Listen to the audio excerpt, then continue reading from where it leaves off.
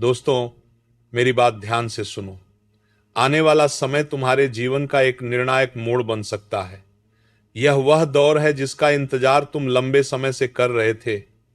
अब परिस्थितियां बदलने की ओर हैं और तुम्हें केवल सतर्क रहकर सही कदम उठाने हैं। दोस्तों, वीडियो को सबसे पहले एक प्यारा सा लाइक करें, चैनल को सब्सक्राइब करें और कमेंट बॉक्स में जय माता दी, जय भोलेनाथ जरूर लिखें। जब भी जीवन में बड़ा परिवर्तन आने वाला होता है, उसके संकेत पहले दिखाई देने लगते हैं। वही संकेत अब तुम्हारे आसपास भी बनने लगे हैं।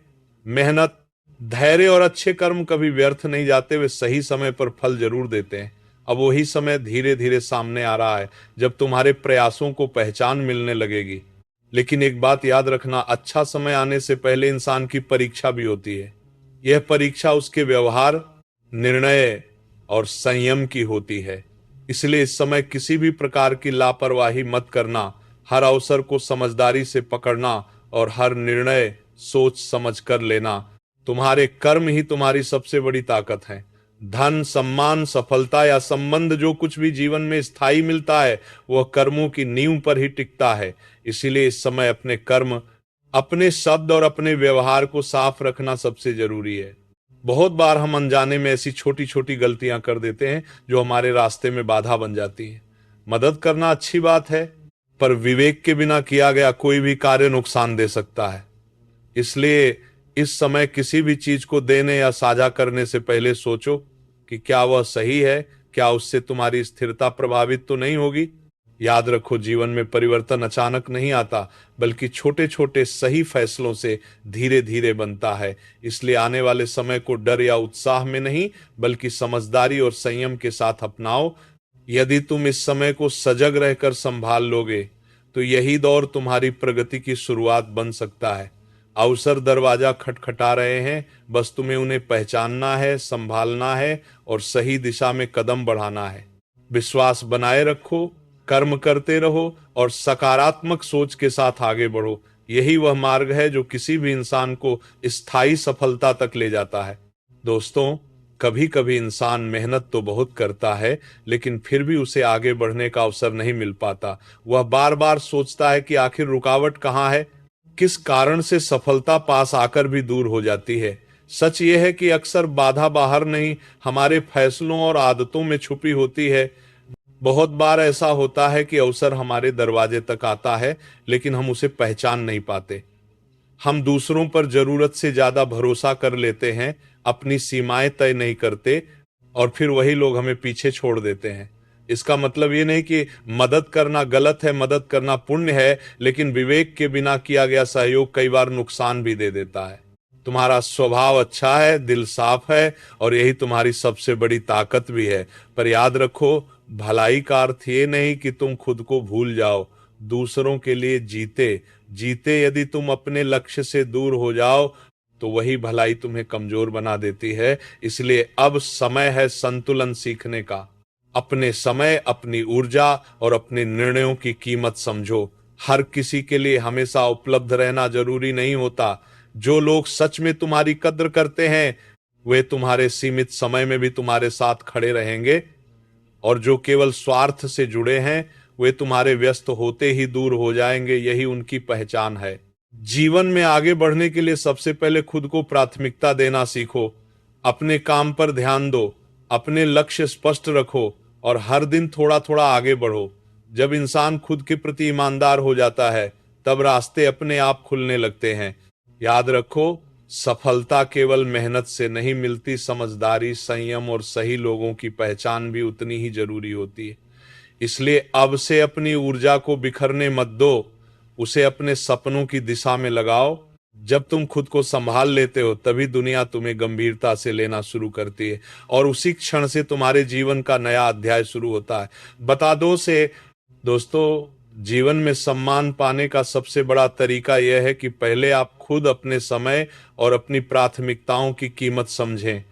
जब कोई आपसे बात करे तो उसे यह एहसास हो कि आप अपने काम में व्यस्त हैं, आपके पास लक्ष्य हैं और आपका समय मूल्यवान है।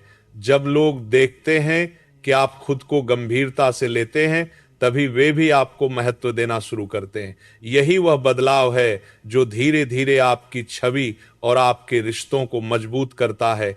अब बात करते हैं उन दिव्य शक्तियों की जो हर इंसान के जीवन में कर्म और परिणाम का संतुलन बनाए रखती हैं। धन की अधिष्ठात्री माता लक्ष्मी और न्याय के देवता शनिदेव, ये दोनों शक्तियां केवल पूजा से नहीं बल्कि व्यवहार और कर्म से प्रसन्न होती हैं। जब जीवन में अनुशासन, ईमानदारी और कृतज्ञता होती है, तभी इनका आशीर्वाद स्थिर रूप से टिकता है।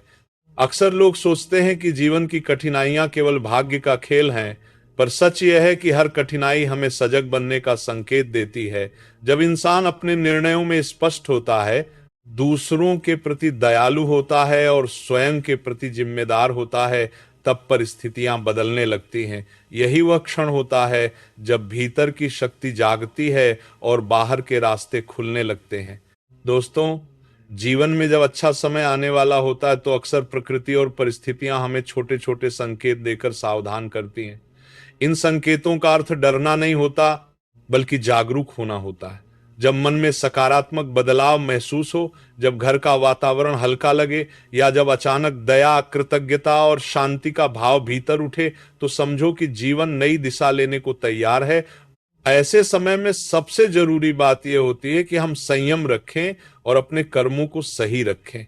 किसी भी जीव को अनावश्यक हानि पहुंचाना, क्रोध में निर्णय लेना या अहंकार में व्यवहार करना हमेशा नुकसानदायक होता है। यदि जीवन में कोई पशु, पक्षी या प्रकृति का कोई रूप सामने आए तो उसे शांति और करुणा के साथ देखना चाहिए। दया का भाव ही वह ऊर्जा है जो घर और मन दोनों को हल्का करती है। यदि कभी कोई पशु आपके द्वार पर आए तो उसे सम्मान से देखना और संभव हो तो थोड़ा अन्न, जल देना पुण्य माना जाता है। यह केवल धार्मिक मान्यता नहीं बल्कि मानवता का भी प्रतीक है। जब हम देने की भावना से कार्य करते हैं, तब हमारे भीतर संतोष बढ़ता है और यही संतोष जीवन को स्थिर बनाता है। घर की स्वच्छता, मन की शुद्धता और व्यवहार की मधुरता, यही तीन चीजें जीवन में समृद्धि को टिकाए रखती हैं। जब घर साफ होता है, वातावरण शांत होता है और रिश्तों में सम्मान बना रहता है, तब अवसर अपने आप बढ़ने लगते हैं। इसीलिए अपने घर को व्यवस्थित रखना, अनावश्यक वस्तुएं हटाना और सकारात्मक वातावरण बनाए रखना बेहद जरूरी है।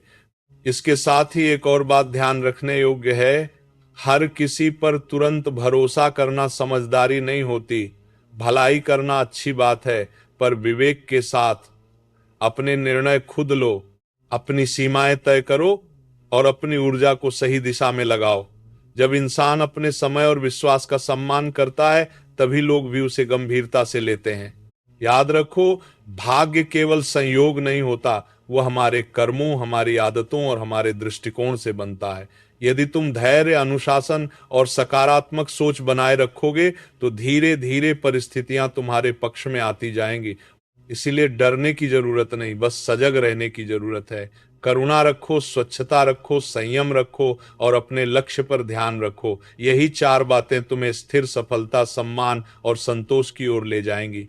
दोस्तों, अब समय आ गया है कि तुम अपने जीवन में एक छोटा सा नियम अपनाओ।